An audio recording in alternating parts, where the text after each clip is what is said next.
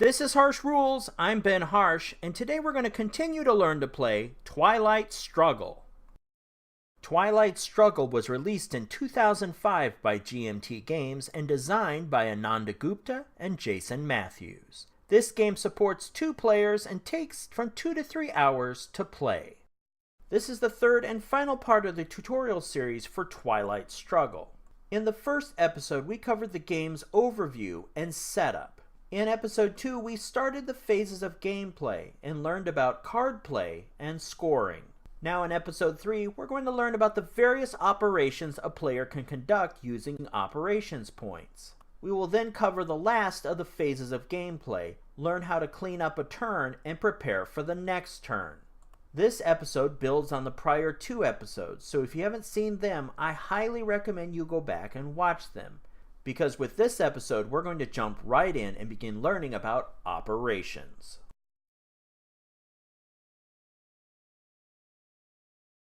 Last time we talked, we left off on Phase 4, Conduct Action Rounds. In the previous episode, we've discussed the basics of placing influence. However, in this episode, we're going to dig deeper and look at the different ways a player can place and remove influence on the game board through operations. Each player can use the points at the top of a card to conduct operations to assert their influence on a country's government. There are 4 types of operations a superpower can conduct with operation points during the game.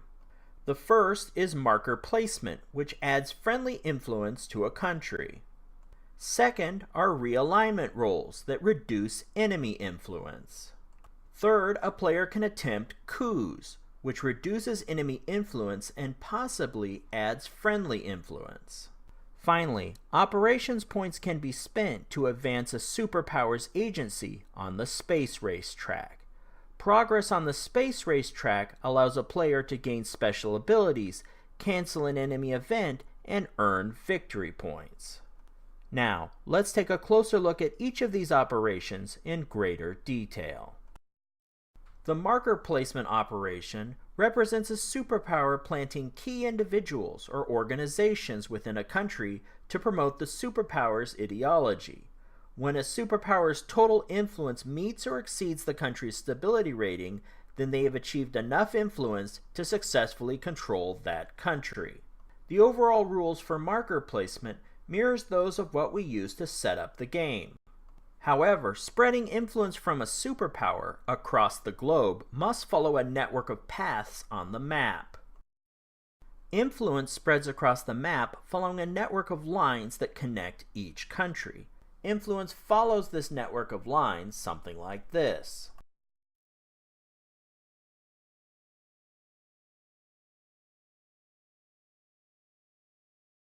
Now obviously this is a simplistic view with no opponents on the board, but you get the idea. There is a helpful map key in the lower right hand corner of the game board that identifies the types of connections between countries, regions, and superpowers. Influence can always be added to a country with at least 1 friendly influence point. However, spreading influence to a new country is always a grassroots movement. These political agents require support from a superpower's influence network to establish a foothold in a new country. Therefore, once a superpower has its first agents in a country, they can build momentum on their own to grow influence and spread further.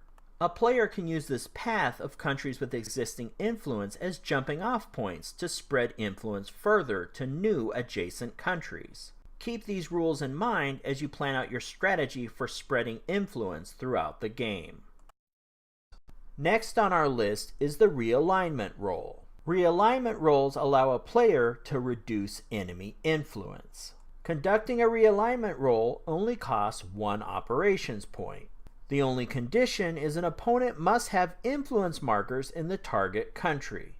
The big advantage to realignment rolls is these can be conducted in any country on the board, whether or not you have a connecting line of influence. However, having influence in the country, adjacent controlled countries, or a direct connection to the player's superpower can make realignment rolls much more effective. Be aware that when playing a card for a realignment roll, You must use all points for this type of operation.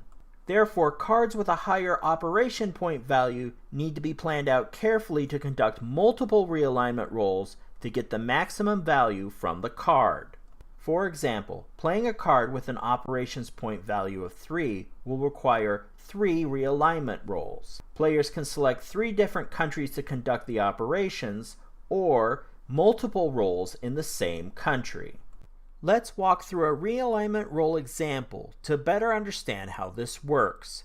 In our example, the USSR player wants to conduct a realignment roll in Afghanistan.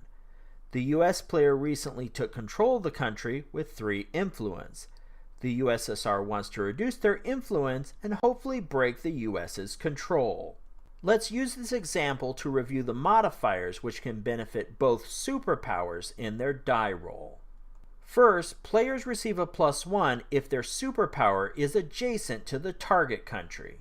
Afghanistan is nowhere near the US of A, but it is adjacent to the Soviet Union. That's a +1 for the USSR. Next, for each controlled adjacent country, there's a +1 modifier. The US has no adjacent controlled countries, so no modifier for them. However, Pakistan is adjacent to Afghanistan and controlled by the USSR, so that's another +1 to the Soviet Union. After that, there is a +1 to the player that has more influence in the target country. The US definitely has more influence, so they receive a +1. Finally, each side will roll their die and add on their modifiers to the result. The USSR rolls a 4 for a total of 6. The US rolls a 3 for a total of 4. Subtract the Soviet 6 from the US 4, and that is the amount of influence that is removed from Afghanistan. With a realignment roll, you can reduce enemy influence all the way to 0, but you can never add your own influence. That is what a coup is for. Coups are sudden, small military-backed strikes designed to overthrow political leadership in a government. The strategy behind conducting a coup is to remove enemy influence from a country and possibly insert your own influence. Coups are also not restricted by the superpower's network of influence. A superpower can initiate a coup anywhere on the board as long as the target country has enemy influence. Conducting a coup costs the player 1 card. In our example, we're going to illustrate how the USSR is going to attempt a coup in Mexico. To successfully conduct a coup, a player rolls their die and adds the operations point from their played card. Adding these two numbers together equals the coup's strength. This total result must exceed the target country's stability times 2. This total represents the coup defense. The difference is the amount of influence the coup has removed. Once all enemy influence is removed from a country, any remaining points add friendly influence. So in our example, this coup has resulted in a difference of 4. The first 2 of these points will remove the US influence from Mexico. The last 2 points will insert 2 new influence for the USSR. Coups are useful not only for removing influence and placing influence of your own, but also for increasing your military operations strength. However, conducting a coup in a battleground country, like Mexico, can affect the DEFCON status rating. Let's take a look at how this works. Superpowers are encouraged to flex their military muscle as much as possible. If a superpower fails to maintain their required military operations, then that superpower will be perceived to have been weakened by their rival. This can lead to their rival earning victory points. The DEFCON status dictates the required military operations number for each player.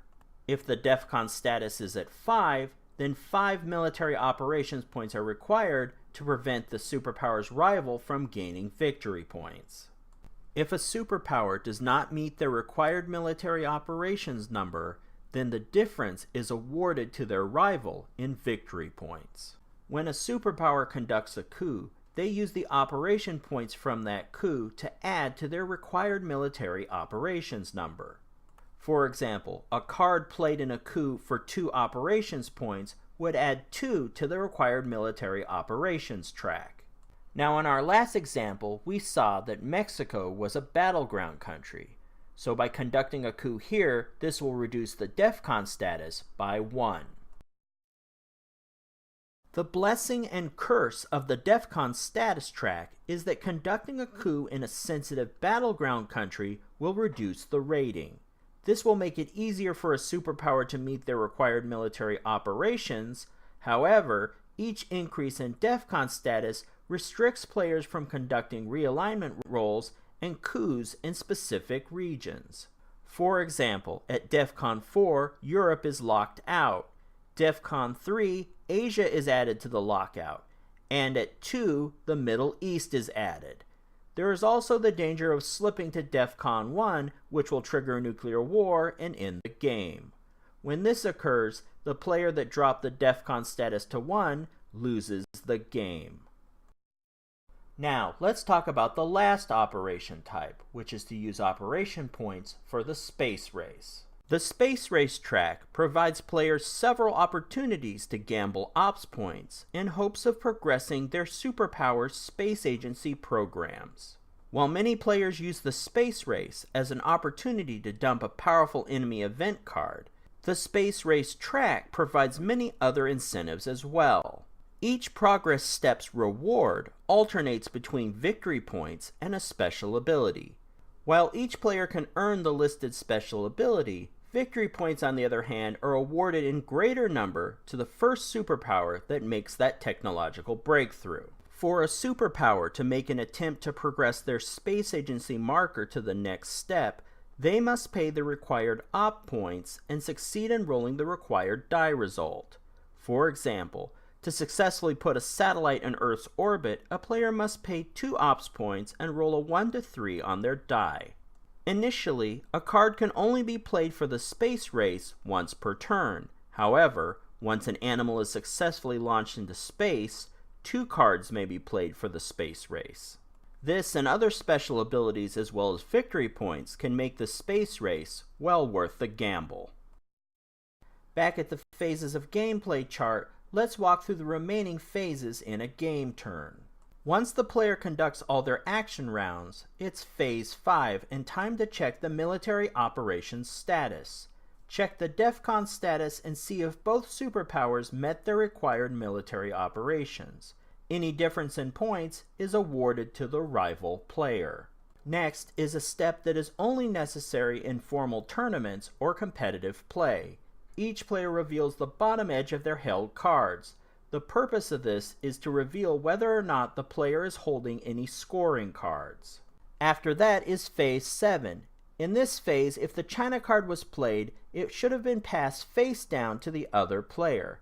At this time, that player may flip the card face up to prepare for the next turn of play. Following this, advance the turn marker to indicate the next turn of play.